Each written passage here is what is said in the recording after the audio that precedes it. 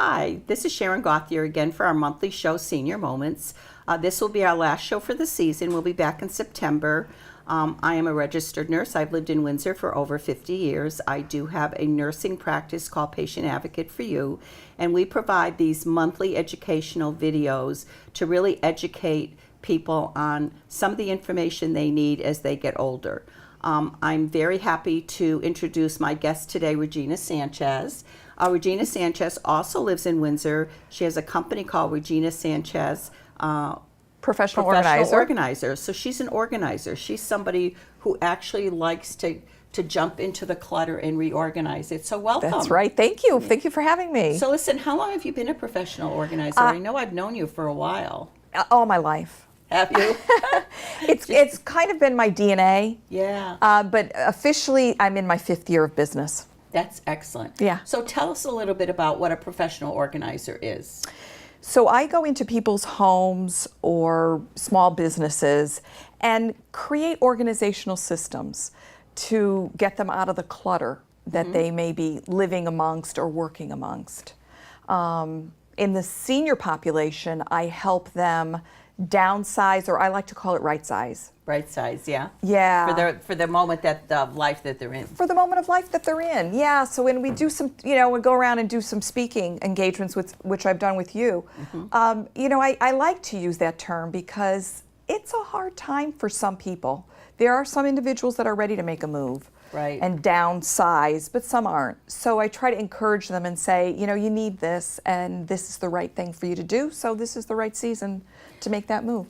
So kind of walk me through a client that calls you. Is it the person themselves? Because I always say to people all the time, for us, in my practice that I have, it's never the 85-year-old that calls and says that they need a geriatric care manager or they need help with kind of organizing their medical management, which is what we do. Sure.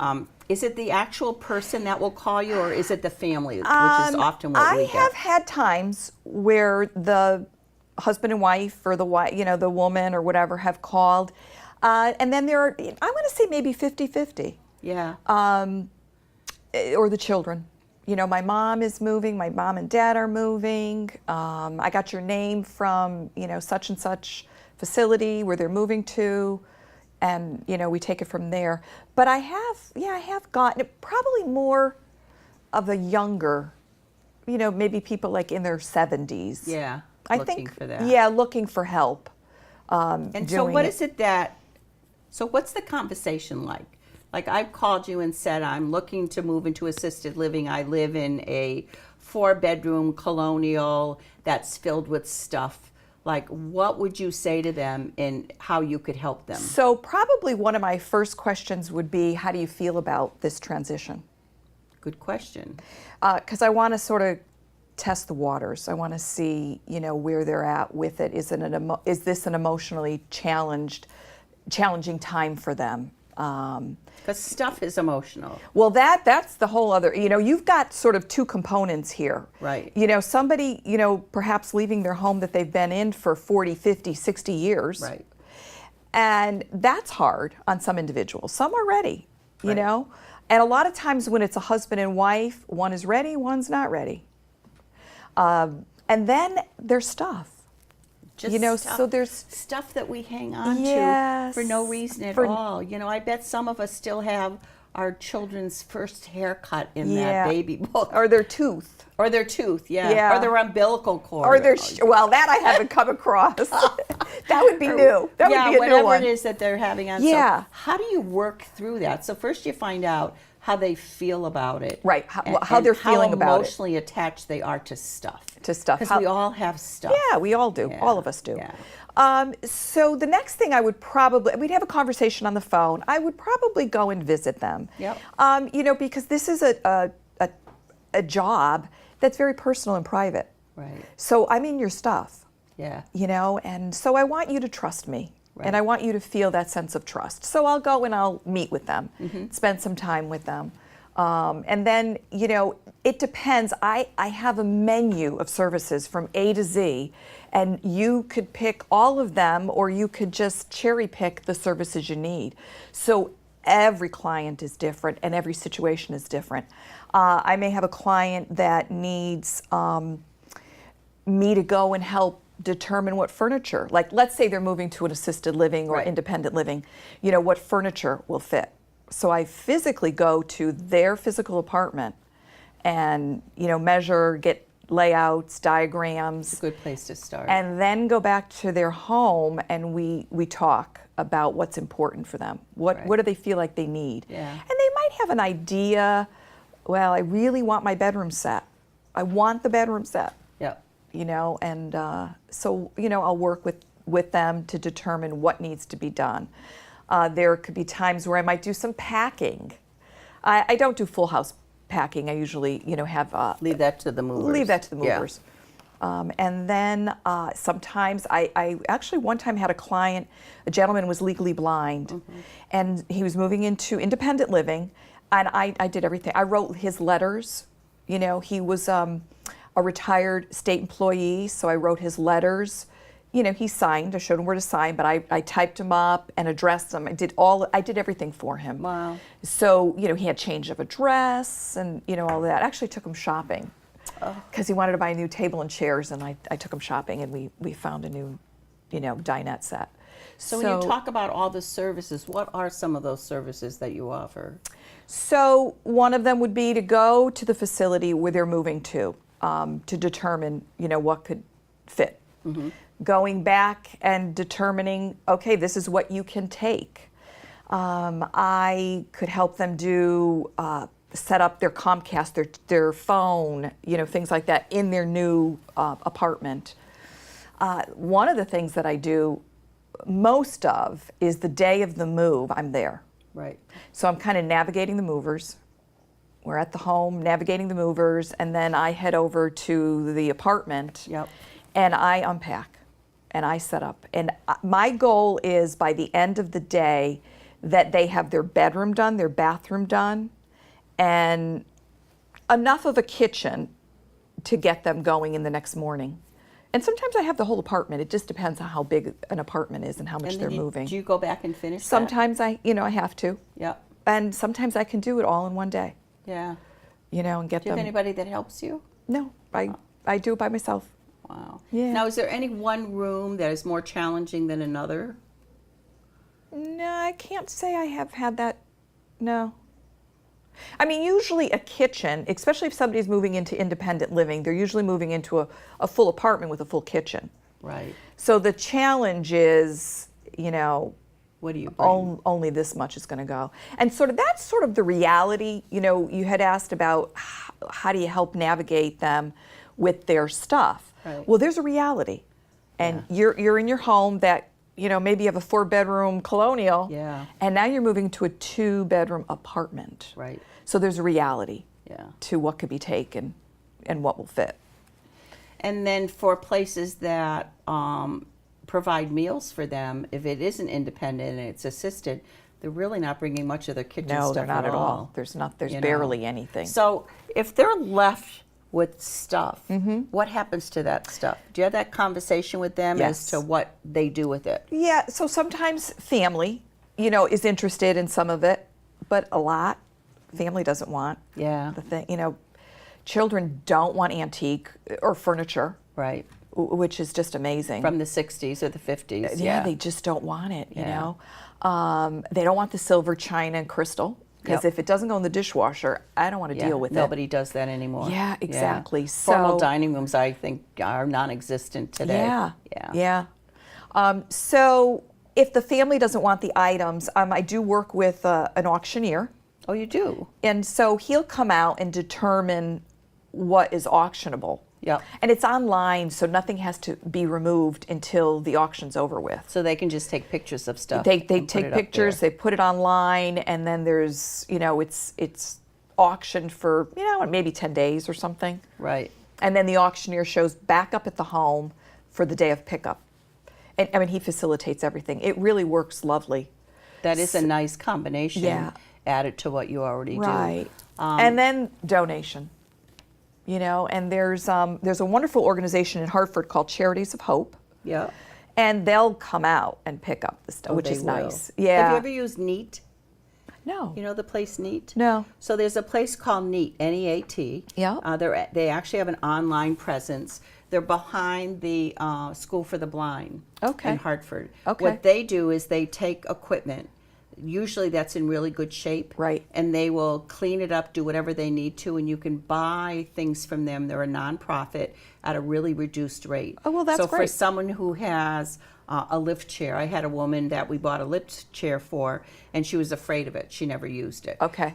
So it was practically brand new when she went into a memory care unit and didn't need any furniture at all. Right. So I called them, and they'll come out and pick it up. Wow. And now you made a donation, which is a Yep. financial component that's a For plus the for you. client, sure. And so that's another good place too. Yep. And I didn't think about the auctioneers because there's so much online now that's done through what's that website that people can put things eBay? on? Yeah, eBay. Yeah, But eBay's- that probably has its own eBay's issues. hard, Yeah. because then you have to ship.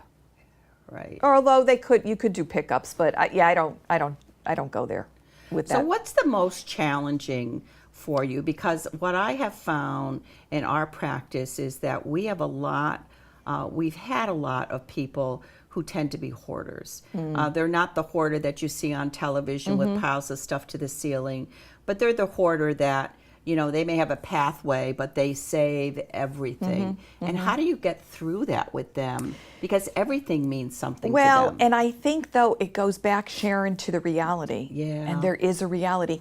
Now, let's say I have somebody that's hiring me. Let's say even the children are calling me saying, we really need to start downsizing. They're not going, my mom and dad aren't going anywhere, but You we need to start getting rid of stuff. Now we're walking on a different set of circumstances. Right. So, but I never tell anyone to throw anything away. I would never do that. Yeah. What right do I have? Right.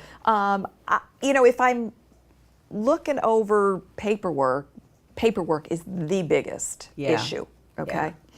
People that have had bills since they've lived in the house. I know. Saving those. I'll try to help them process why they're holding on to it. Mm-hmm. And go through the process. If I'm feeling a resistance, we put it aside and we'll go back to it. So that's where your training and becoming certified probably becomes important, because you're probably one of these people who was always well organized. I always thought I was well organized, but I really don't think I'm as well organized as I think I am, and I always blame it on my husband, of course.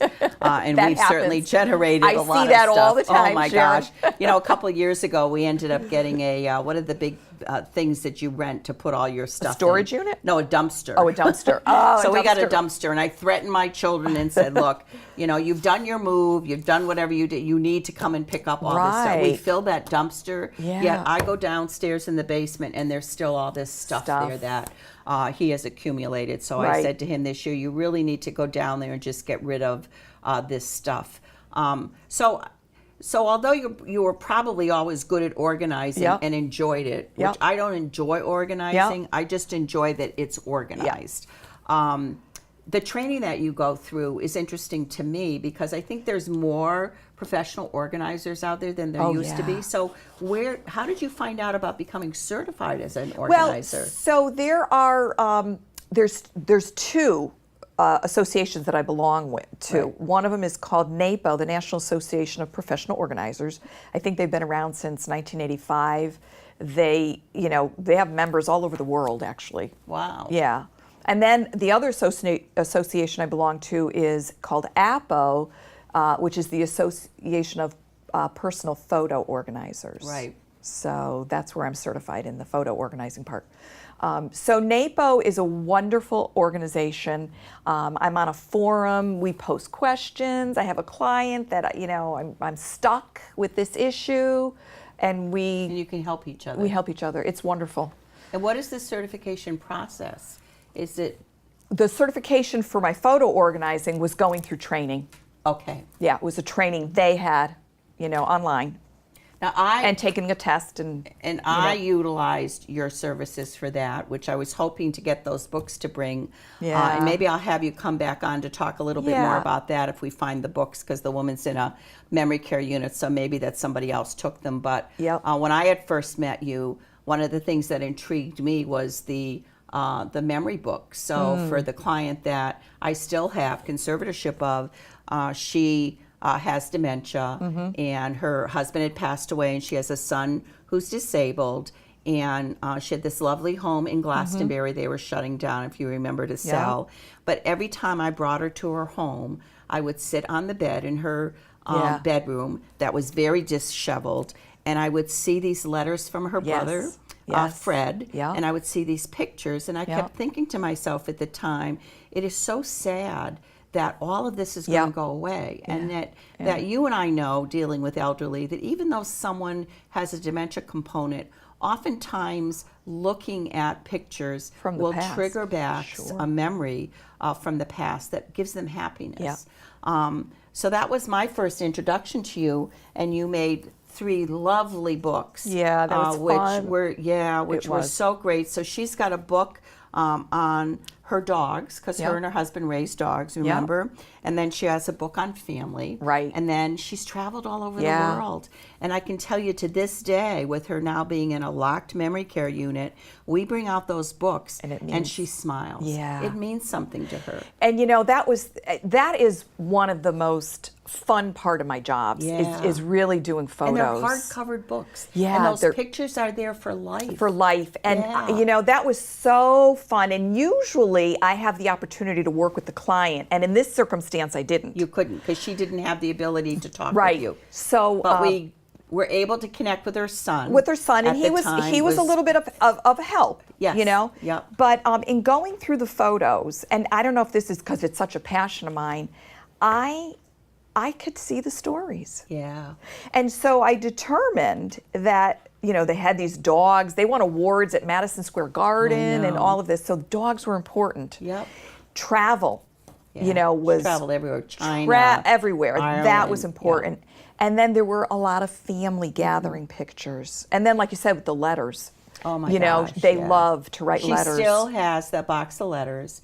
And she now has a private aide with her that we pulled in to help out. And to this day, she still enjoys those books and those letters. And even though she has advanced dementia, she's always had a cognitive problem with being able to talk clearly. And you don't understand a word she says.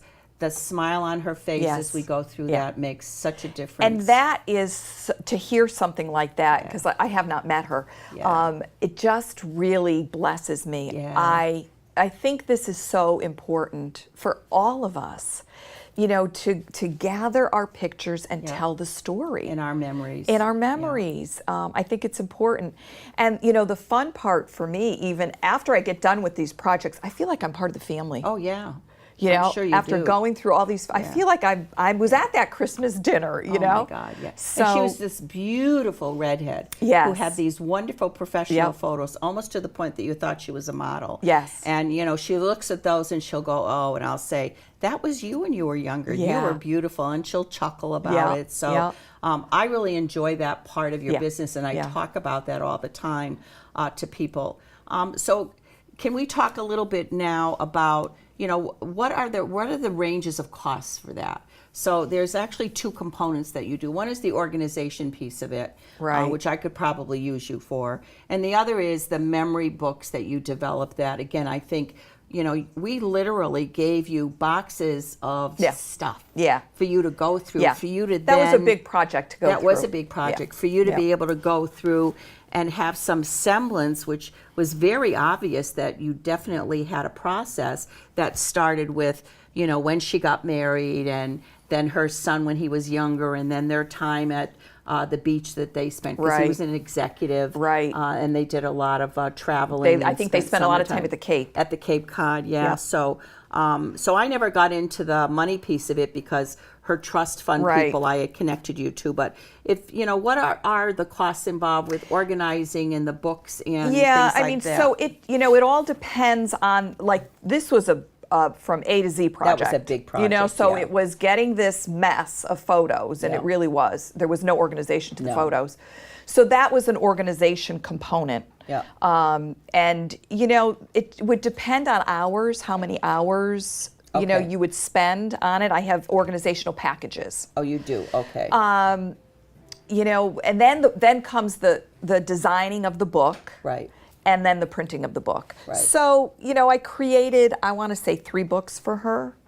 If I remember correctly, it was around 3,000. Yeah, and that's not bad. 3,500, I think, Yeah, if I remember. They were pages and pages, Yeah. and on each page there were multiple Right. pages. And this was her story. Yes. And I like the fact Yes. that I say to people all the time, and I'm actually writing a book about the stories that we've encountered through Sure. the years. It really is about the stories. Yes. And that companies like yours and mine and other people I brought on the show are all relationship-based Right. companies, Right. right? Because Right. people call us, they're frantic in whatever process they're in Sure. at the time, and it's so nice for them when we can say to them, what can I do for you? Yeah. What is Yeah. it that I can help you with? Yeah. And sometimes it may not be what you're thinking of. It may be something totally different. Yeah. Can you tell us a little bit what about your hardest job that you had, the most difficult Oh, boy. one that you had? Have there been so many of them, or is there one No. that just kind of... I've had times where I have walked into a home and went, oh boy, Yeah.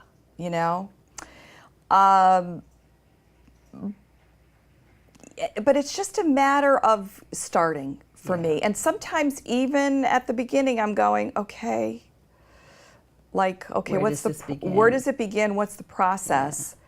And I have a confidence about me, so the client's not knowing I'm going, oh boy. And of course, I would never go, oh boy. And it's at having a conversation. Yeah. Really sitting down and talking it Yeah, through. and I've had a few hoarding clients. Yeah. I do low level, hoarding, and it's just the conversation and they're embarrassed and full of shame and whatever. So, it's I don't know. I have a way with people. Yeah. And I think you have to. I think you have to put yourself in their shoes. Absolutely. I said to someone one day when we were talking about dementia in particular that, like with my mom, what I learned through her end of life issues was that she was no longer the mom that I knew. Yeah. And Yeah. at first you're angry about that Yeah. because you want them to be the mom that you knew. So I had to put myself in a place that she's the mom that she is now. Yeah. And that I was okay with that. Yeah. Because the moment I was okay with it, Yeah. then our conversations were different. Yeah. And then my going into her place. So whether you have dementia or not, I think that when you're dealing with somebody older, Right. and you're dealing with someone who is involved in a process, whether it's medical management, which is what we do a lot of, or it's reorganizing and downsizing that you do, you just have to go to their place and understand who they are. And I'm very sensitive to the individual. I'm very sensitive to the circumstance. So, as an example, I had a client that moved into a facility in Simsbury. It was a husband and wife. She did not want to go. But she was very agreeing, her husband wanted it to happen. Yeah. Well, shortly after, he was sick with cancer. Yeah. And he knew he needed to set her up. And but I was very sensitive to the fact that this was very hard for her. And he was doing this for He was her. doing, and she was the sweetest. They were in their 90s, the sweetest people in the world. And I go visit her. And I had seen her in the facility, months later, and he had passed away. And I had bumped into her, and she had asked me to come have tea with her. And so I did. And she said to me, and now I know why He wanted she had finally come to the realization. Yeah. She was complying, she was agreeing, Right. during the whole process, but, she didn't want to leave her home. She had an adorable home that she'd been in forever. So, I can be very sensitive to those needs and those issues. I think one of the other things that is very beneficial on the day of the move, and if the children can be there, I tell them, focus on mom and dad. Yeah. Let you worry about the rest. Let me worry about the rest. Yeah. Help them transition here. Yep. Help them navigate this new facility. Right. Set them up. Let me do. Right. But I'm constantly in communication. I'm constantly in communication with the individuals. How do you like your kitchen? What's important in your kitchen? Do you drink coffee? Right. Where Yes, that'd be important to me. Yeah, exactly. Exactly. Yeah. To know those things. Yeah. You know, what do you watch TV in your bedroom? Right. You know, so to understand, it's not just a matter of taking the box and setting things up. It's, you know, really getting an understanding of what they like and where they like things. And sometimes know, I think it's really good when people are transitioning or navigating whatever system they're in to have another person who knows that system really well to trust that. Yeah. And so at the end of the day, the children can be children. Right. Because I often say, as I'm sure you do, when kids become caregivers, when kids become in charge of everything, we're stressing out the children, and they can no longer be the Yeah. daughter. They Yeah. can't be the son, Yep. because now they're there and they're worried about, you know, well, where are you going to move? How are you going to move? Oh, Right. you're in the hospital, you know. Right. I need to speak to this one. I need to speak to that one. And they lose touch of Yep. the fact that they need to be with their parent as a daughter or Exactly. a son, And which makes it really difficult to do both. And I try really hard to communicate to seniors, you know, don't leave it for your children. No, it's not. Because there is a segment of resentment. Yeah. And, you know, it becomes hard when they have a house with 60 plus years of stuff in it to have to go in and To navigate. have to deal with all that. Yeah. Yeah. And it happens, and it's happening. And then I'll get a call from the kids, you know, the parents are out, and now the kids are having to deal with it to help them, you know, navigate. Yeah, it's It's- a hard thing to do. I mean, I know I've been in my home for close to 30 years now, Yeah. and I keep thinking, oh gosh, There's a lot. There's a lot of stuff Yep. here, and do we really need this? Like, we Right. still have the horse that our kids, you know, did horsey rides on it with the springs on it. Exactly. And our grandkids are 8 and 5 now. Are they And have using no it? They're interest not. in it. Yeah. Yeah. And it's just so hard to get to a point that you want to give that up. You know, I still have the memories Right. and the pictures of our kids on that, Yep. which are really more important. So, Right. So, So what I would recommend to the individual that's struggling with getting rid of the horsey Yeah. or those items that the reality is they're not going to go into their new apartment. Correct. Let's take pictures. Yes. You know, we could do a wall unit, Yep. or we could do a wall of That's a pictures. really good idea. We could do a book of Yeah. memories. You can save it that way. You know, it's like I did a talk at the Connecticut Historical Society last year, I think it was. You know, it's like, what do you do with grandma's, you know, mixing bowls? Okay, the mixing bowls. Nobody wants the mixing bowls, but there's memories Yeah. around the mixing bowl. Yeah. So let's take a picture of the mixing Yeah. bowl and let's write the story. Yeah. Let's talk. Let's write down the memory and keep the memory. Well, they have those memory boxes in a Sure. lot of the facilities, which is nice. Yes. So we're kind of winding down. Tell us a little bit how people can contact you, and at the end of the show, your information will be there, because Right. I think you have great value for people who are looking to Well, downsize. Thank you. Yeah. Yes. So my website is reginasanchez.com. Yep. I do have a contact me Yep. tab on the website. Or you can call me. My cell phone number is 860-874-8515. Wonderful. And you And live in Windsor. I live in Windsor, Which is nice. which is- as I do. Yeah. And we certainly appreciate Win TV Absolutely. Supporting what we do. So thank you for joining us again Yes. for Senior Moments. We'll see you again in the fall. Again, my name is Sharon Gauthier. I own a company called Patient Advocate for You, and we provide you with this valuable information on a monthly basis. Have a great summer.